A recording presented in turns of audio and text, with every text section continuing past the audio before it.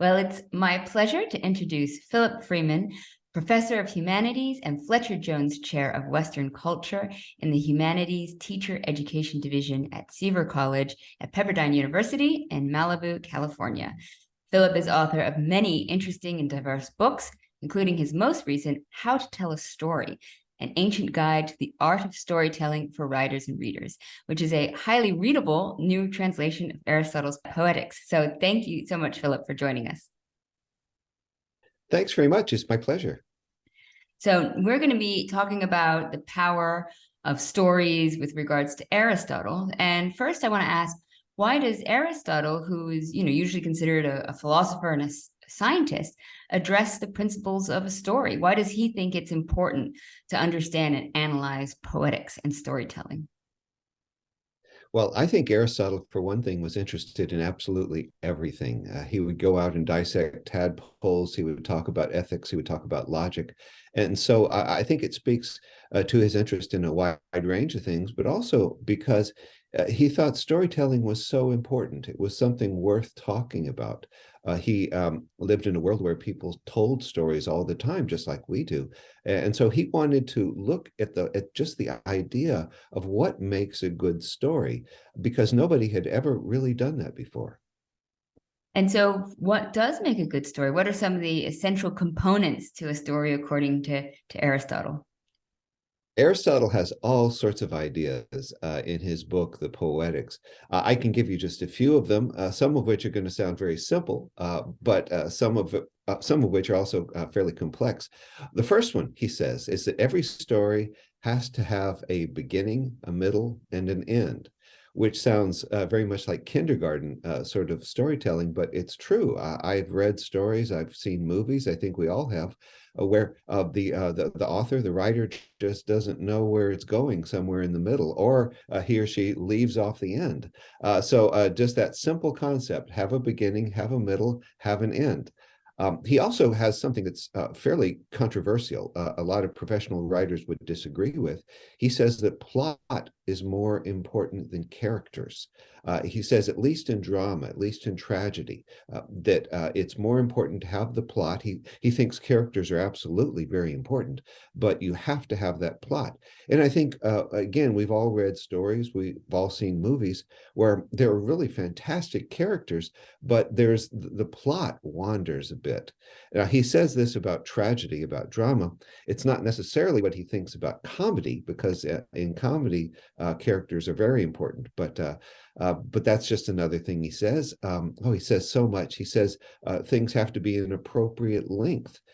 He says if you can tell a story in a very short period of time, but it has to fit properly. He says it's like looking at an animal. If you're standing next to a whale, you can't see the whole thing at once. That's the sort of story you don't want to have. You want to have something that you can comprehend all at once.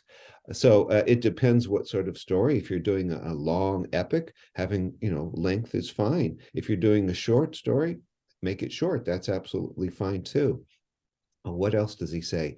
Oh, he says conflict is at the heart of any story. If you're going to have a story, if you're going to tell the story about something, it has to have conflict, hopefully resolution of some sort too. But if you just talk about somebody drinking coffee and going about their day, that's not really that interesting. You want to have something happen, that's some sort of a conflict. And he says the very best sort of conflict is between characters who love each other and care about each other. And that is why very often dramas, the very best dramas, are about families. You can see this in books and movies, and it's just something that comes up again and again because it appeals to us. He says also that spectacle, and this is something important in movies. He says spectacle is secondary to plot. that secondary to storyline. And we've all seen movies, especially if you go see the latest superhero science fiction movie, where it's all car crashes and alien monsters, and that's all very fine.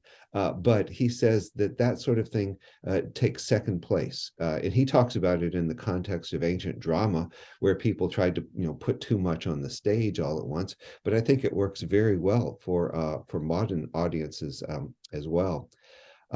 And what else does he say? Oh, one of his, I guess, the last of his big comments is that the best sort of tragic story or dramatic story is about a good person who goes bad. That's if you really want to grab people, that's the sort of story you want, because they can relate to that. Most of us don't think of ourselves as bad people, but we do think of ourselves as good people, and we admit that we have flaws. And so Aristotle says, this is really, if you want to appeal to your audience, have them relate to a character who's basically good, but has some sort of weakness that drags him or her down. Oh, so Aristotle would have loved Breaking Bad. Yes, absolutely. That's what makes Breaking Bad one thing, such a great story. Also, it has great writers. But yeah. Yeah, I was thinking maybe the Joker. I mean, and there's quite a few of those movies. Does it ever work in reverse? Like, is it enjoyable to see a bad person find redemption? He doesn't talk about it. He says, he does mention it as a possibility. He talks about having a bad person turn out successfully at the end of a story, and he says that's horrible. You don't want that. But the fact that they can have some sort of turnaround, he talks about having some sort of a turnaround in a story can be very effective. So I think he would be okay with that. He doesn't mention every possibility. I found it really interesting that you were saying that character was more important in comedy than in drama or in tragedy. Yeah, yes. I mean, that's what Aristotle thinks. And of course, there's a lot of very good writers out there who say, no, character is at least as important as plot. But Aristotle says, no, in tragedy, that you have to have plot. He's, maybe it's because he's a scientist and he wants that sort of steady order of things. But he says in tragedy, no. In comedy, well, it's hard to know, because in the poetics, half of it is lost. And the second half of it is the part that's gone. And that's the part on comedy. So we can only sort of guess about what he thought. But I know when I think about, my favorite comedies, think of Seinfeld, think of, TV shows, movies. It's character that really seems to matter even more than plot in comedies. With regards to the conflict, and it was interesting that between families and loves, but I would say like another common conflict that we have is like natural disasters or something that's bigger, greater. Was that ever something that Aristotle addressed? He didn't really talk about that much. He talked about war. He did. Well, let me back up a little bit. Yes, he talks about war, and I can't imagine a bigger sort of conflict or background tragedy than that. So that can be the setting for a great drama.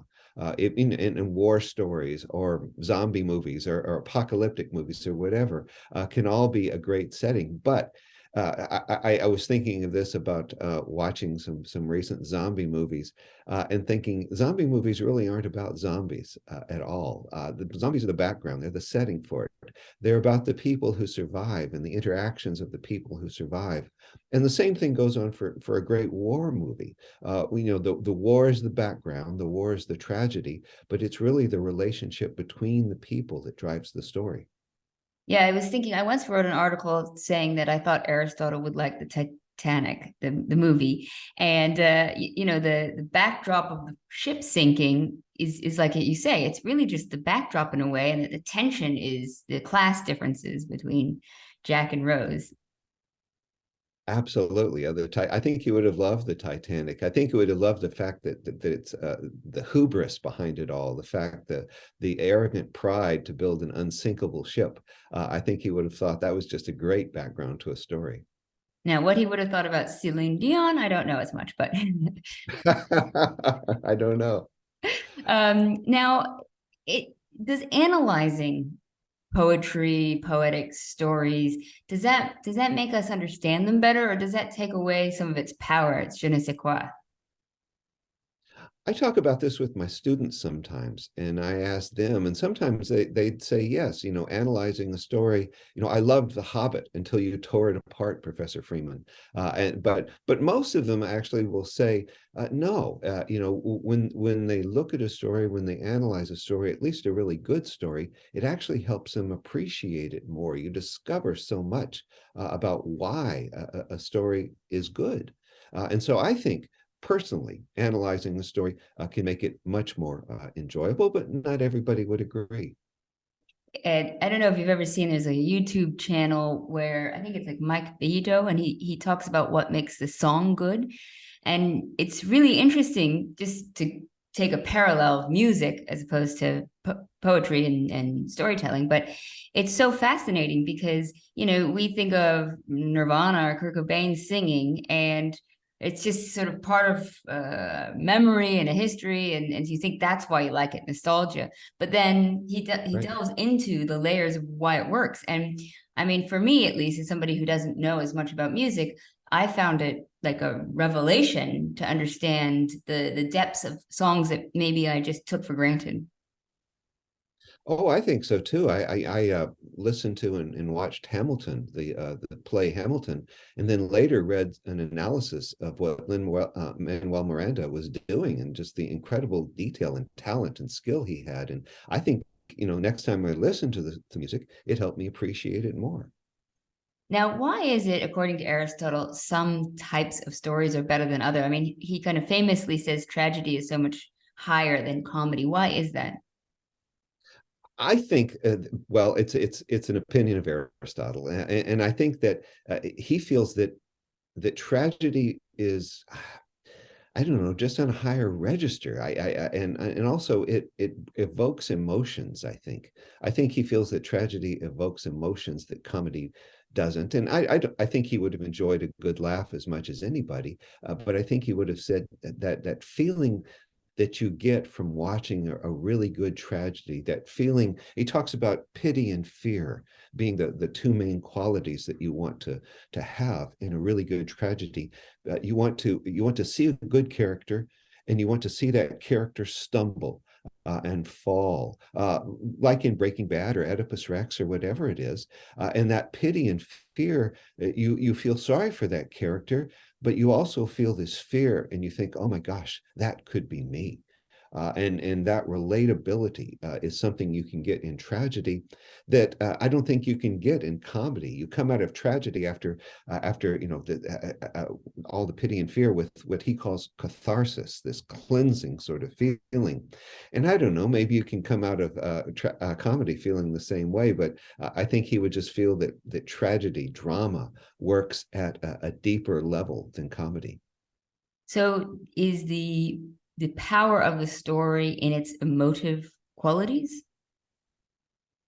I think Aristotle thought so ultimately, that it's how it makes us feel, that how we can relate to the characters, how the plot, how we can identify with the plot and see our own life in some sort of way in a plot. And so I think the power is in the emotions that it does evoke. I know when whether comedy or tragedy, a book or a movie, at the end of that, when I close that book and think, wow, that was really good. And that's what I was looking for when I picked up the book at the beginning.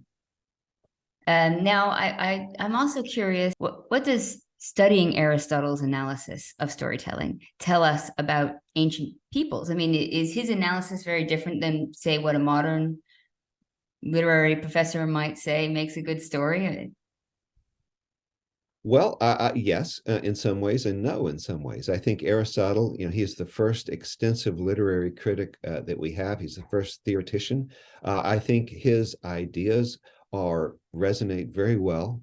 You look at modern literary critics, modern writers, really good people like Aaron Sorkin from The West Wing, for example. He thinks Aristotle's Poetics should be the textbook for everybody who wants to write.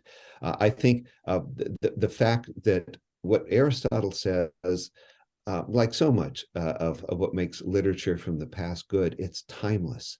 The qualities that Aristotle talks about, the feelings, the emotions, all of that, they are just as relatable now as they were 2,300 years ago. And so I think it tells us, Aristotle tells us, and again, I tell my students this, and they at the end of the semester, hopefully they've learned that the past, even though it may be a foreign country, is a foreign country that is familiar, and it is like us in many ways. So I think we learned that ancient people cared about storytelling just as much as we do. Wonderful. Well, thank you so much, Philip. That was very illuminating.